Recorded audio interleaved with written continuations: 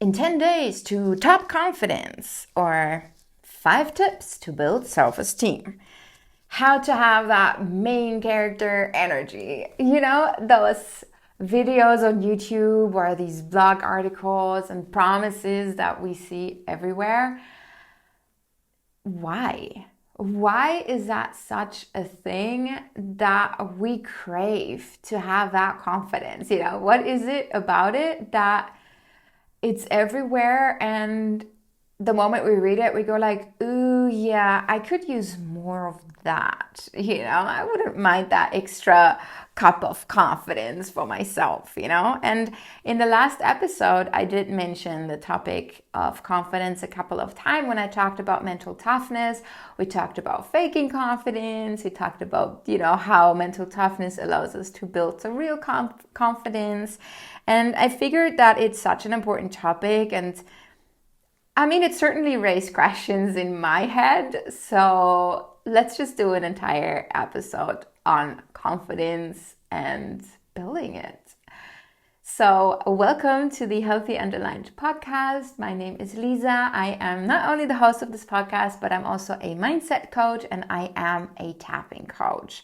And in this podcast, I talk about all things mindset and, you know, whatever we could look at or learn about that helps us build the life that we really truly want to live, and what we need to step into the identity to become that person that lives that life. You know, like how can we be that person? And those are the topics that I care about and that I love to, you know, research and think about and then record an episode on. And today that topic is confidence. So what is it? What is it really? You know, I love to look at words and what they actually mean, and then understand what it does in our brain, you know, and eventually translate that understanding and those new insights into actionable strategies for us or activities for us to do in our daily life to build that specific skill. And in this context, it is building confidence. Okay, so what is it? What is confidence? And basically, if we look at it, confidence, it's the belief that we have in our own abilities. That's pretty much what confidence is. It is the expecting or anticipating ourselves or having the certainty that we can achieve what we set out to do, right? We believe we're capable. We're certain we can do it. You know, that's a confident statement, right? And it's important to point out that confidence is not thinking that I might be able to do it eventually and sure. No, confidence is knowing that I can do it. And there is a huge distinction between thinking maybe and no, I know I can. And even when I say it, you can hear the difference of confidence in my voice and, you know, in the statement that I just said.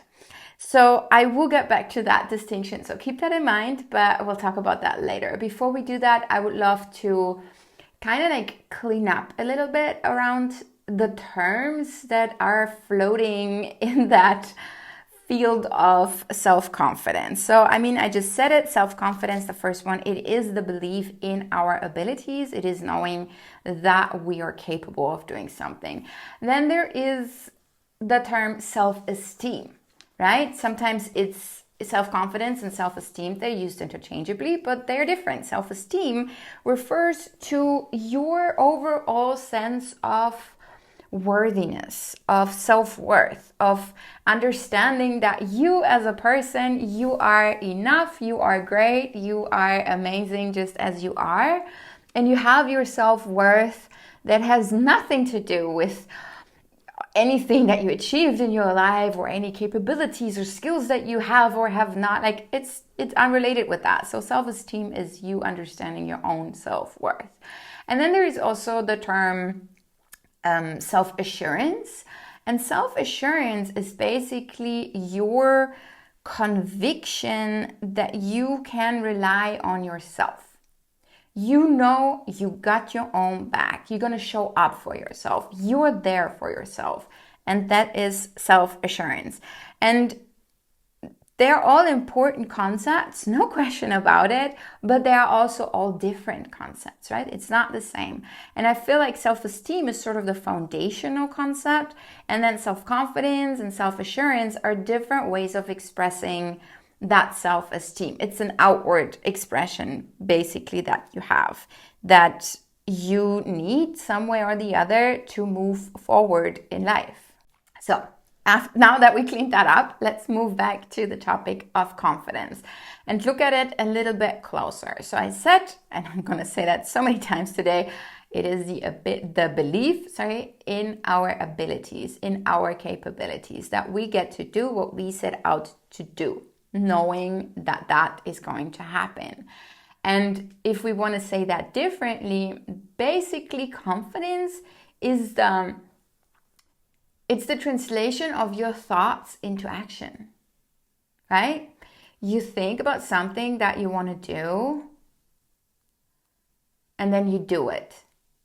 And the part that is in between those things is the belief that you get to do it. And that is the confidence, right? So it is moving from thought to action. That's what you need your confidence for. And that's also why it is so important, right? Because confidence is what makes you do things, what makes you go for things, try out new things, go experiment, leave, the highly acclaimed comfort zone that I keep talking about, challenge yourself. That is going from just thinking about things and actually doing it.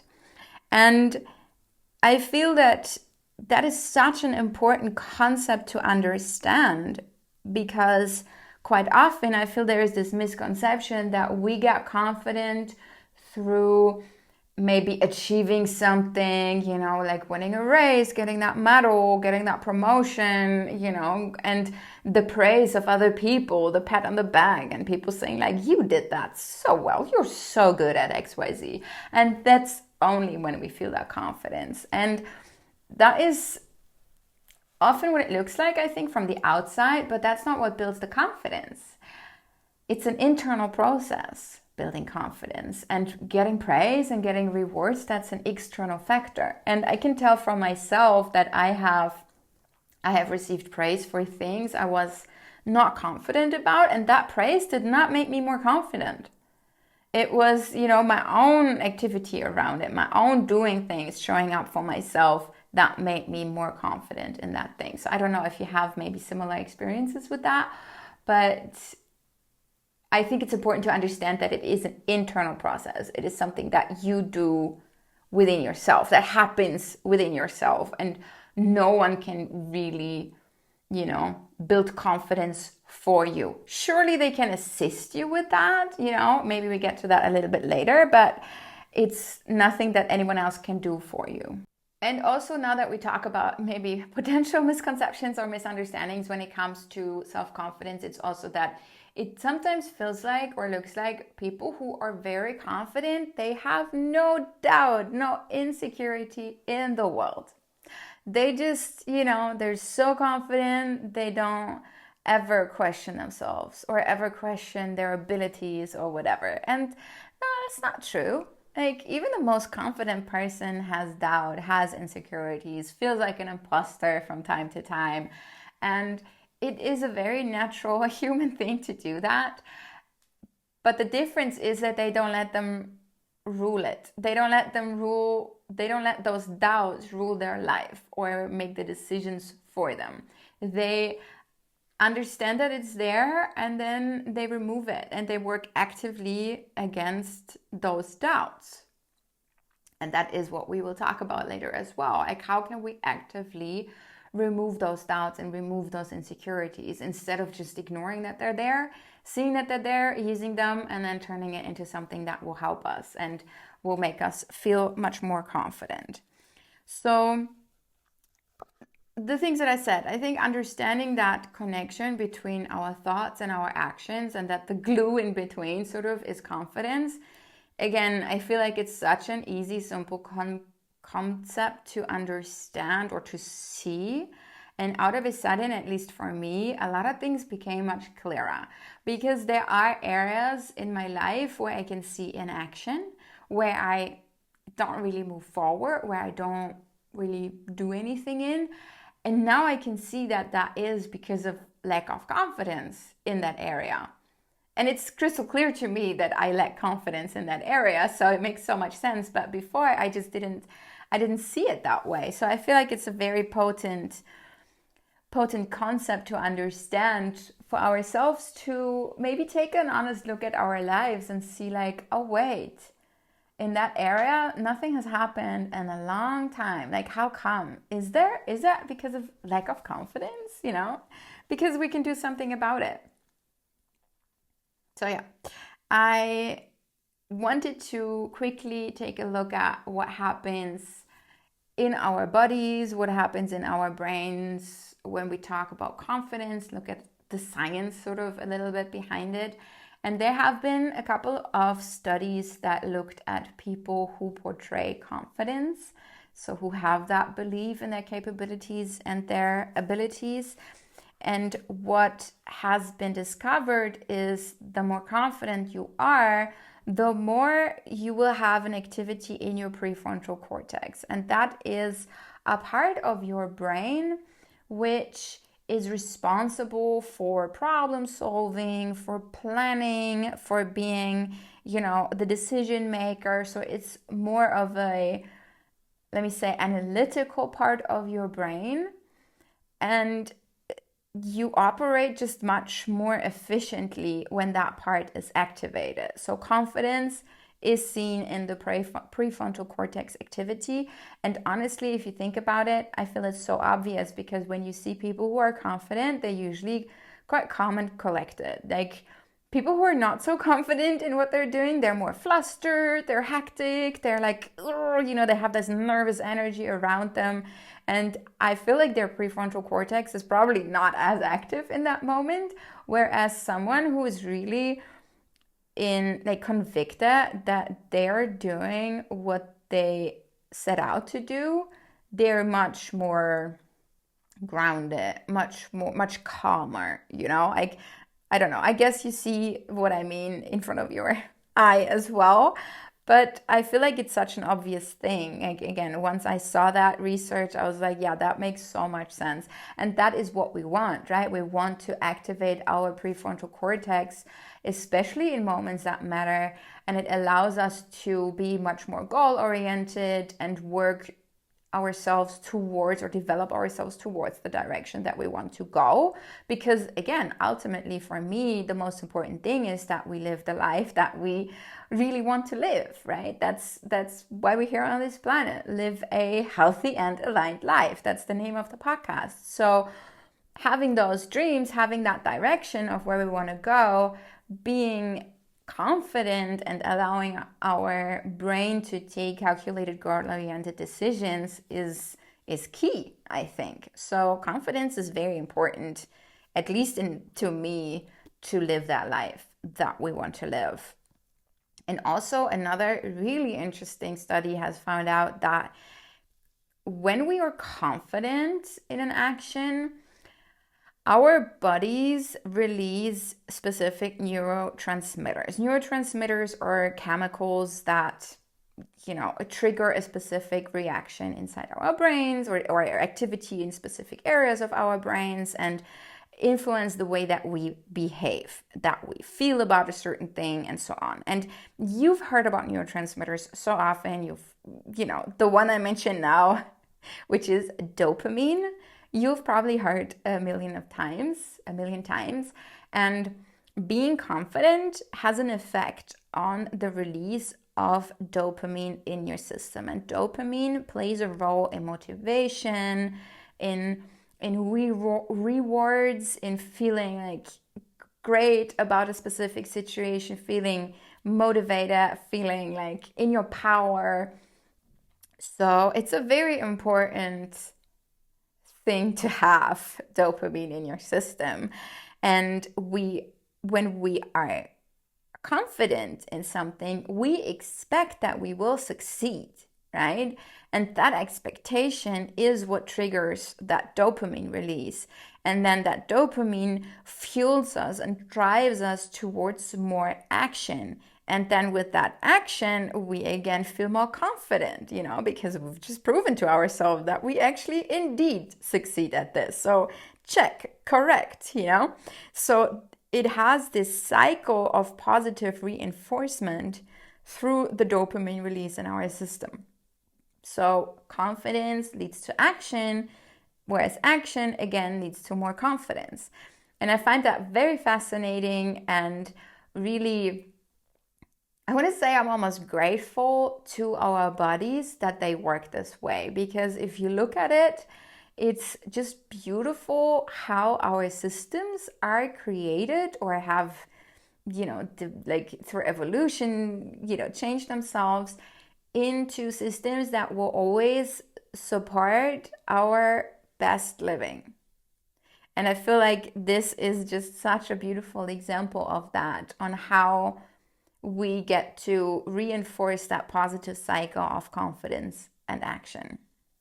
Now, with all that knowledge, with the science that I just talked about, with the definitions and the understanding that I have basically been hammering into your brain in this episode, what do we do with this? How can we use this to translate that into concrete, actionable steps or strategies or tactics for us to make sure that we are that confident person that believes in his or her or their abilities, right? So knowing that I can do something, knowing that I am capable, means that I believe that this is the truth.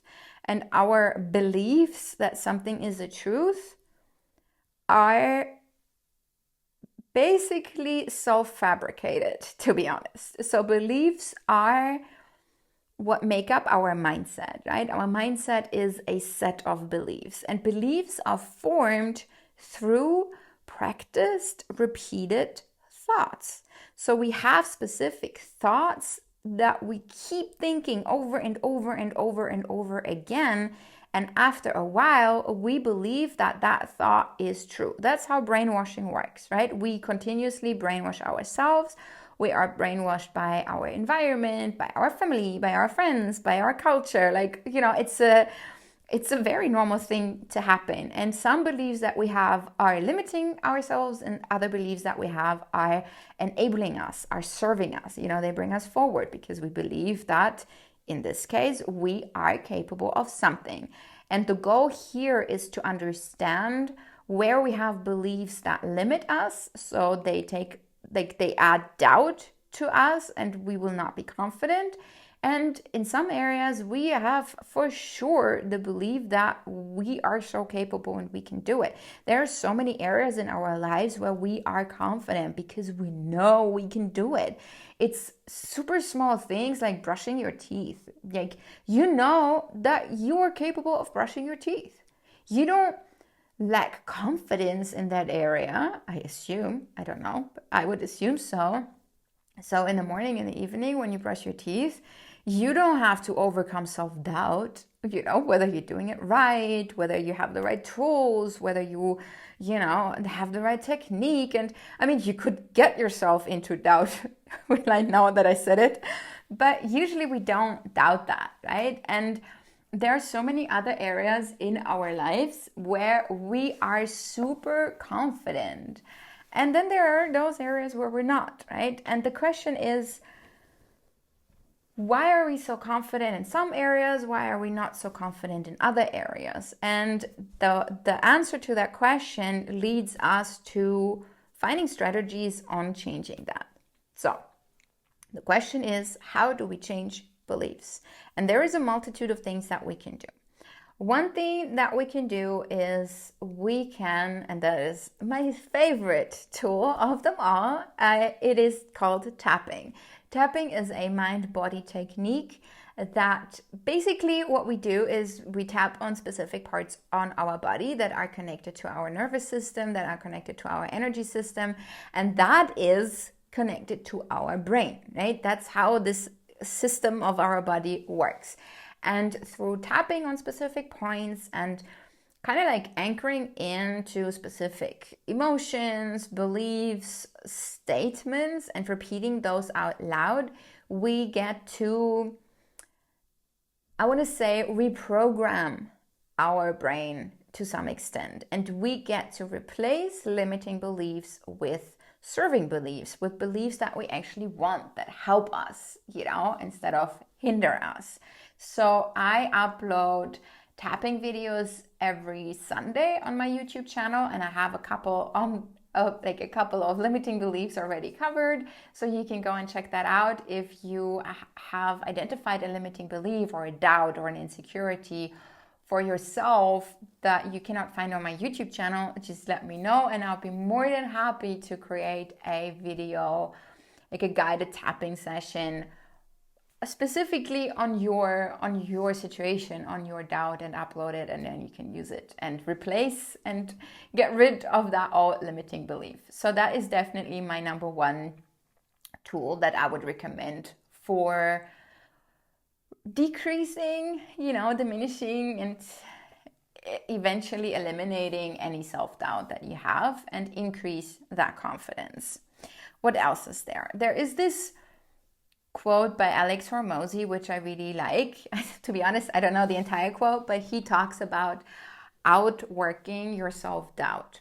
And that makes so much sense, because what he says there is that through working on your skill, through developing, through investing in yourself and your competencies and your abilities, you get to debunk any doubt that you have. So let me give you an example. Let's say your friend came up to you and was like, hey, listen, I just registered for this 5K run in half a year, and I was wondering, do you want to do it with me? It would be so much fun to do it together, right? And you immediately go like, oh my, no way, like 5K, how would I be able to run this? I'm not a runner, like I cannot do this, like no way. And you completely lack the confidence in your own running abilities, right? In your own conditioning to run that 5K with your friend. So when we look at debunking those insecurities and those doubts, what we would do is we would look at your life and be like, okay, is there any evidence in your life that you actually might be able to do it? Do you walk a lot, or are you a swimmer, is there any evidence that you would in theory be capable of running a 5K? If you cannot find anything in your life, that's fine. Then we start looking at other things. We start looking at, okay, are there other people that you know of who did not have previous experience in running and they managed to run a 5K in 6 months? Like, is there a way to actually, develop that skill to, get fitter, get more conditioned, get used to running? Is there a way to do that and have other people done it? And most probably the answer is yes. There are people who have done it, so it's not that it is impossible to do that. And maybe you can find within your own life then, like, oh, there are actually things which I learned within the time span of 6 months. Or there used to be activities, like physical activities that I did that were even developed faster than that. Like you start realizing that most of your doubt is probably BS, if I might say so. And if you don't have that evidence right there, even though it is there, but you just, you don't want to see it, you ignore it, and you're like, no, I cannot debunk it, there is no evidence. You start creating that evidence for yourself. You start outworking your self-doubt. So you start going on a fast walk, maybe, or whatever you need to do to start developing that skill. And what this is a bias towards action. And a bias towards action is, I think, amongst the greatest tools to build confidence. Because again, I said confidence is the translation between thought to action, right? I have a thought and I get into action. What I need to do that is confidence. So sometimes we get to skip that confidence part. We stop overthinking, we stop overanalyzing and coming up with all these insecurities and reasons why it won't work. And we have instead this bias towards action where we just start doing. And the more we train the muscle of starting to do something, of going into action, even if it's small, maybe it is just, going for a fast walk for 10 minutes.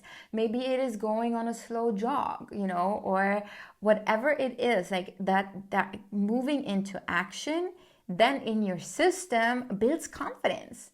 Because you kind of have to believe in your abilities, apparently, because you've, moved into action.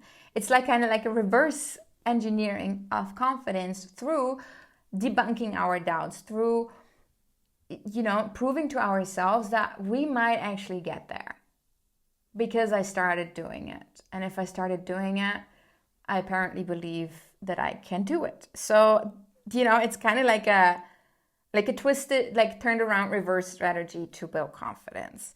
And then there are a couple of other things that we can do when it comes to building confidence. There is visualization, which is a beautiful technique because it basically allows you to passively do that action.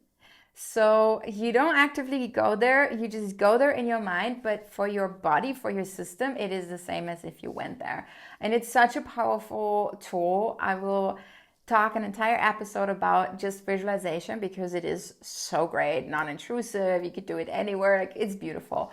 So visualizing that action kind of like cheats your brain into thinking that it has already done it and building that confidence around it.